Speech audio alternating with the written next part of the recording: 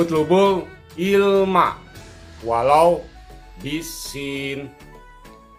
Belajarlah sampai ke negeri Cina.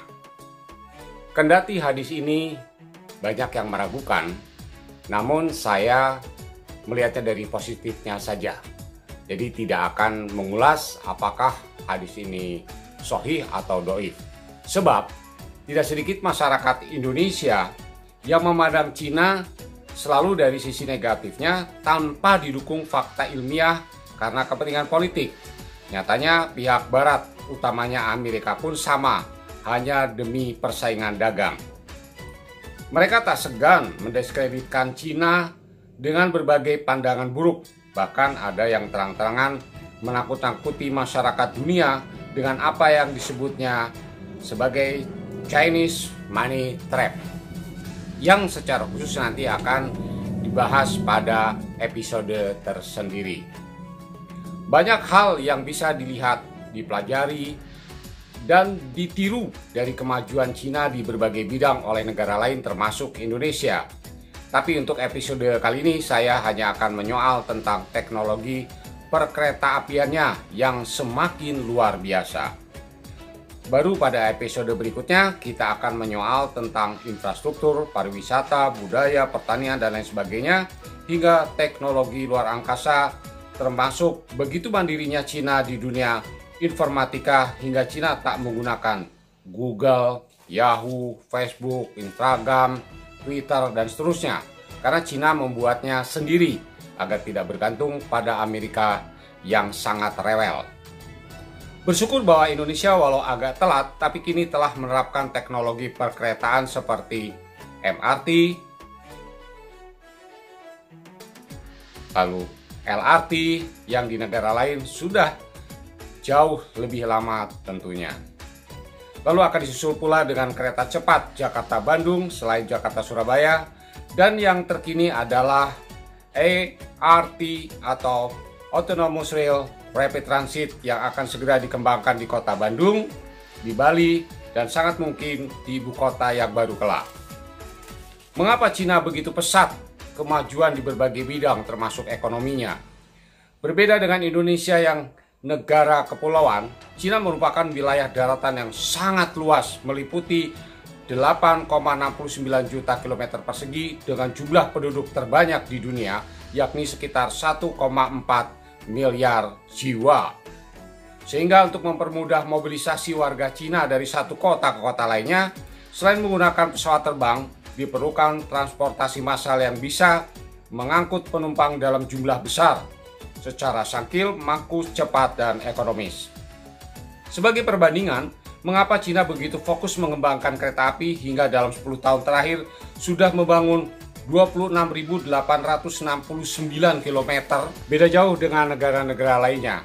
Misal, Prancis 3.220 km, lalu Jepang 2.764 km, Inggris 1.377 km, dan Amerika Serikat hanya 54 km. Sekarang mari kita lihat perbandingan jarak tempuh yang sama dengan kereta di berbagai wilayah dunia. Dari Washington DC ke Dallas membutuhkan waktu 44 jam, lalu Paris Athena 44 jam, dan Perth Adelaide 41 jam. Lalu bagaimana dengan Cina? Dari Beijing ke Sangkang atau Hong Kong membutuhkan waktu hanya 8 jam 56 menit saja. Luar biasa cepatnya. Saat ini Cina memiliki jalur rel berkecepatan tinggi 20.000 km, lebih banyak dari gabungan seluruh dunia. Bahkan rencananya akan dibangun lagi 15.000 km pada tahun 2025.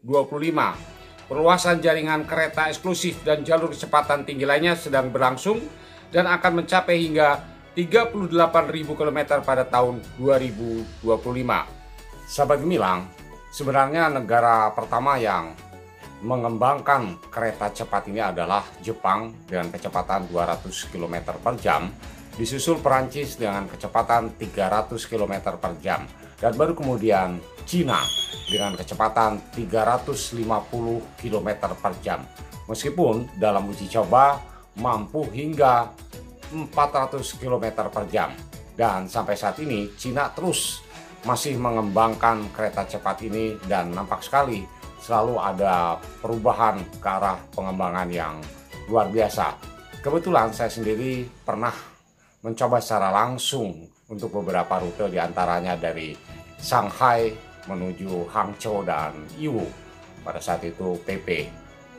Nah, kedepannya teknologi kereta cepat ini akan segera dikembangkan pula di beberapa negara, diantaranya adalah Indonesia sendiri, kemudian Thailand, Laos, Hungaria, Serbia, lalu di kota Moskow dan Kazan di Rusia. Para ilmuwan Cina terus melakukan riset atau penelitian kereta dengan kecepatan 1000 km per jam, dan pengujian mereka menggunakan energi baru yang efisien, yakni magnetic levitation technology. Kedepannya, Indonesia pun akan mengejar ketertinggalan ini. Salah satu syaratnya adalah bahwa sebagian warga masyarakat Indonesia harus bisa mendukung pemerintah, terus bukan sedikit-sedikit bicara asing, atau komunis. Karena faktanya, Cina tak pernah menjajah negara manapun, bahkan menjadi negara yang paling cepat tanggap bila dunia ditimpa musibah. Justru negara maju seperti halnya Amerika yang terkesan ingin menjadi polisi dunia, tapi nyatanya ingin menguasai dunia.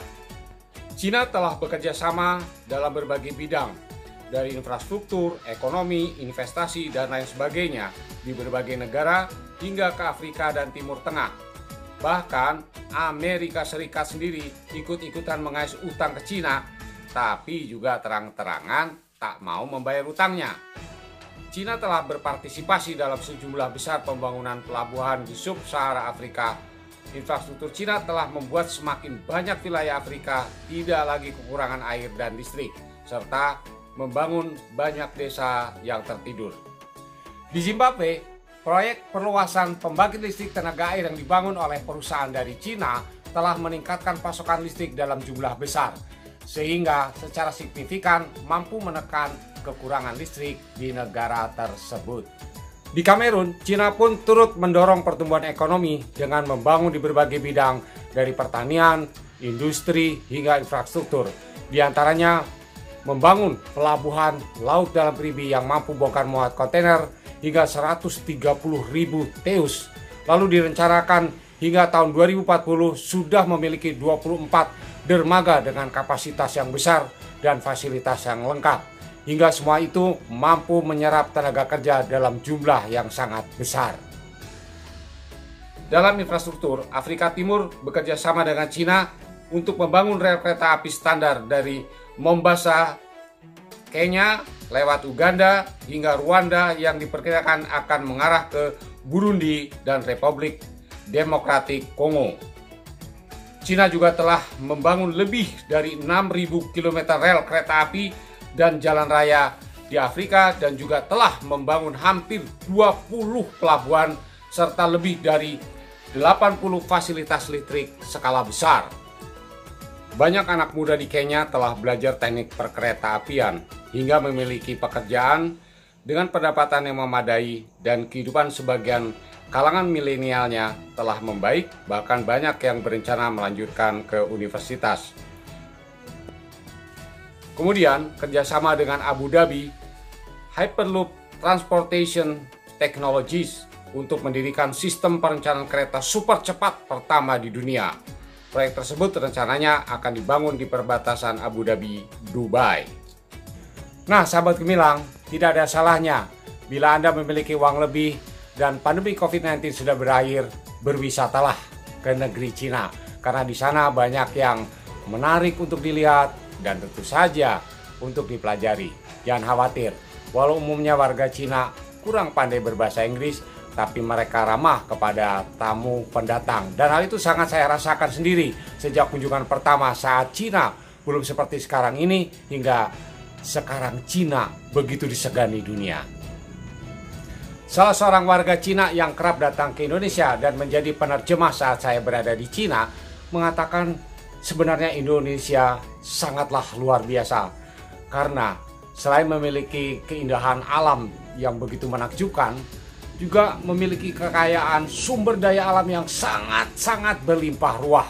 Kemudian warganya ramah, murah senyum, dan banyak warganya yang begitu jenius, seperti halnya Habibie. Andai saja Indonesia mau membangun seperti Cina, tentu saja Indonesia akan menjadi negara nomor 1 di dunia. Satu hal yang masih mengiang-ngiang di telinga saya. Di Cina warganya tidak suka menghina, apalagi memfitnah para petingginya, apalagi kepala negara. Dan justru mendukung setiap kebijakan yang bermuara kepada kemajuan bangsa dan negaranya. Sahabat Gemilang, sampai di sini dulu. Kita ketemu lagi di episode berikutnya. Jangan lupa tetap jaga kesehatan, tetap semangat, dan tetap lawan hoax. Saya Wawistono, terima kasih, hatur nuhun, matur nuwun, xie xie. Salam NKRI Gemilang.